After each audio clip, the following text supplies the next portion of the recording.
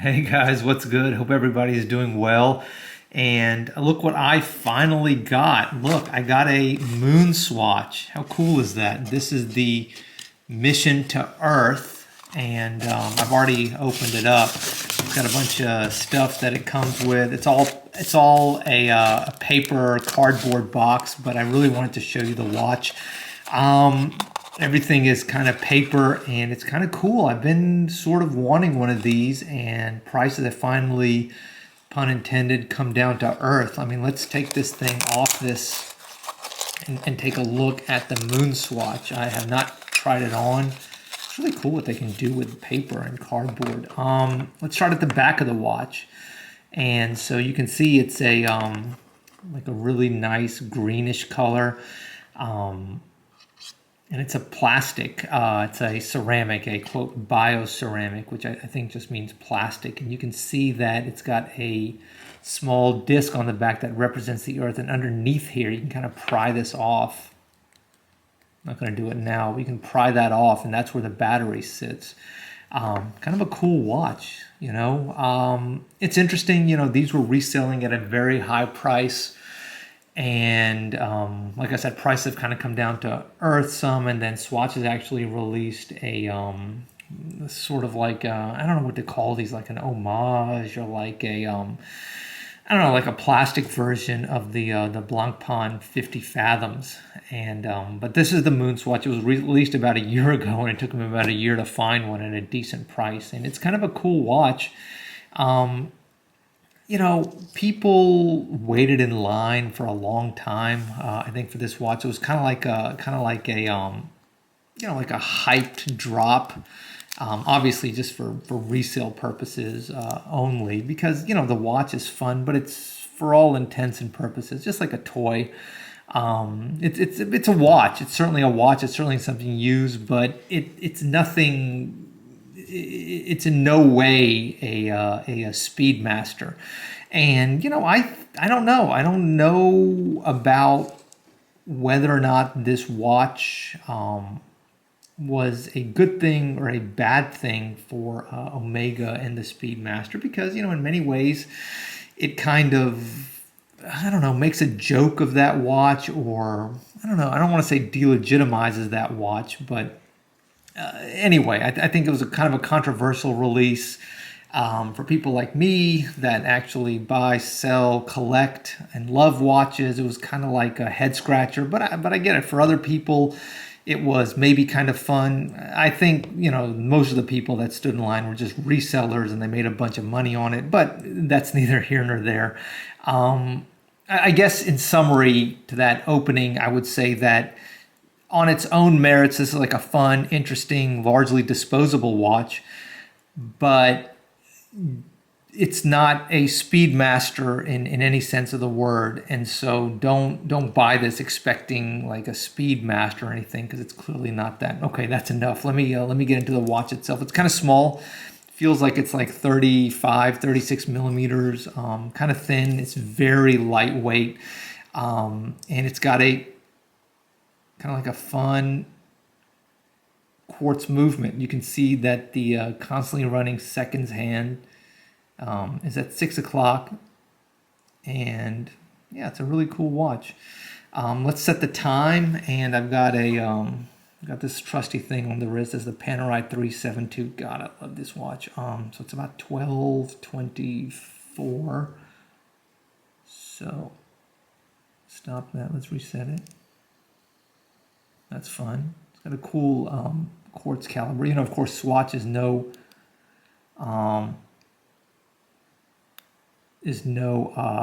stranger to these kind of watches. You know, just plastic, disposable watches, and so they've done a good job. It's easy to set the time. Checking one more time. Almost 25. Leave it right there. And it's fun. It's cool. Let me try this thing on the wrist, and I'll get right back to you. Okay, give me a second. Okay, MoonSwatch. Yeah, it's cool, man. I like it. It's fun. I mean, it's like super lightweight. I wish you could kind of feel this, you know, but I mean, just believe me whenever I say it. Just it's nothing on the wrist. It's nothing in the hand. And like I said, it's not the kind of watch to buy if you actually need a watch to actually, I don't know, be useful. But again, like it's a fun conversation piece maybe. So let me put this thing on. I'll get the, Panerai. I am going to die on that hill. Such great value. Sorry, I'm going to make a Panerai 372 video. Epic watch. All right, but let's try the MoonSwatch on the wrist. And there you see it. I like the strap. You know, all plastic, of course, but it's cool. Feels like this is like maybe an 18, 17 millimeter lug width. So let's see. It kind of goes on like this. Kind of awkward strap attachment. Sorry, let me just try to get this thing on. And yeah, there you see it. The MoonSwatch. This is the Mission to Earth. There are 11 of these, actually. The 9 planets plus the sun and the moon. So, you know, that's cool. I mean, I like it. And they're all different. You know, they got different, like, styles and colors, different dials and subdials. And so, I don't know, that's kind of fun. I like it, you know, I like it for the price I paid, which was around $200. At that price, it's a, you know, it's a fun, easy, expensive toy. But man, $200 is kind of a lot of money in the world of these kind of watches now. I mean, for not a lot more than that, I mean, you're looking at Scurfa divers, and all kinds of high-end, not high-end, but all kinds of high-quality quartz watches. Heck, you can for $200 you can get an automatic Seiko that'll last you the rest of your life. And so, I guess I'm somebody, especially when this watch first came out. Really, like I said, it was a head scratcher to me. It made very little sense. It I think minimized Omega. It minimized the Speedmaster. And, you know, having it on the wrist, you know, a year later, you know, maybe my position on that has softened some, but I don't know. I mean, not really. I wonder what Omega's strategy is with these watches, and it's obviously only one thing. You know, the brand is struggling. You know, you got to move more watches. It's a business, and you know, you have to make profits to kind of goose the brand. You say, hey, let's just do a little marketing stunt. Let's do a little gimmick, and maybe that'll get us some more interest in the market, and maybe more people will be interested in the brand, interested in Speedmasters. Yeah, maybe. Yeah, hopefully. I hope so, but I hope that brief bump in sales, I hope they got it. I hope that brief bump in sales doesn't come at the cost of alienating you know, the people that have supported the brand from the beginning, like the hardcore collectors, the hardcore fans of the brand. You know, and so I think that's that duality, or that's that line that you have to walk, I guess, as a company when it comes to marketing things. You want to have flashy, interesting marketing promotions, but not at the cost of alienating your core customer, the base of customers that love, respect, and enjoy the brand.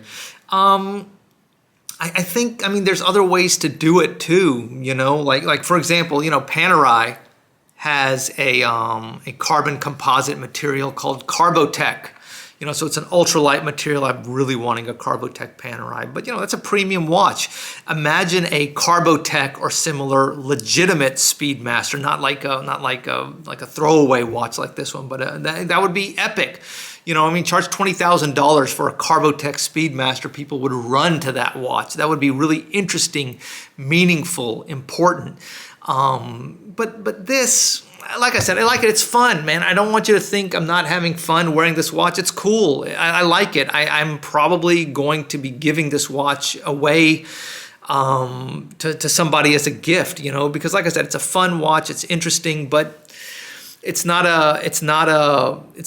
anything more than like a toy. And that's not me being a hater. That's just me being real. You know what I mean? That's just me being real. $200, what I spent for this watch is, I don't know, it's kind of a lot of money in the world of watches. Like I said, you can buy a Seiko diver that'll last you for the rest of your life, with far better build quality, far better materials. for that kind of money. You know, like I said, you can buy a Scurfa, you know, with that kind of money, and that's a legitimate, respected watch. This is, I don't know, this is something that's fun. It's something that's interesting, and it's cool. I like it. It's colorful. It's fun. It's like, you know, it's like a watch that I guess has done what it's supposed to do. It's generated a lot of talk, controversy, hype. But you know, hype is something that is short-lived. You know, believe me, as somebody that kind of casually follows the sneaker game and, you know, very carefully follows the watch game, hype is very short-lived, and it's the long-term stuff that makes a difference. Anyway, I'm rambling, I'm sorry. So this is a quick look at a watch that I've wanted for a while just to check out. You know, I paid $200 for mine. I think it's expensive at that price. It's a, you know, I mean, it's a $50 watch. It's nothing more than that. But like I said, $200 seemed to be a good price to get it, to at least look at it, to show y'all what it is, and for me to experience it. It's cool. It's fun. It's easy to wear, as you can see. I like the strap. That's fun and easy. I think it makes a great gift. I think that's a smart idea. You know, if you can gift this, if you can get it, enjoy it, or at least check it out and then gift it to somebody, I think that's a cool way to enjoy the watch, or buy it for yourself. Enjoy it. I'd be shocked if this lasted you more than a year. It's just cheaply made because, you know, it's a cheap watch at an expensive price. All right, I'm rambling, guys, as always. I hope you like a quick look at a fun, interesting, entertaining watch. Kind of a controversial series of watches. These are the MoonSwatches. This is the Mission to Earth. Believe it or not, these have all kinds of different prices. I think the most rare one is the blue one. That's the Mission to Neptune. It's kind of like a dark blue watch. I think that trades at like $500, $600, $700, $800, $900. Please, please, please, I'm putting my hands together. Please do not spend that kind of money on this. I feel ripped off paying $200 for this thing. I think, you know, at $175, that's the real price. But, you know, market value, I think $150, $175, that's sort of right-ish about this watch. All right, guys, take care. God bless. Hope you're doing well. Look forward to making some more content for y'all real soon. Okay, take care. Bye.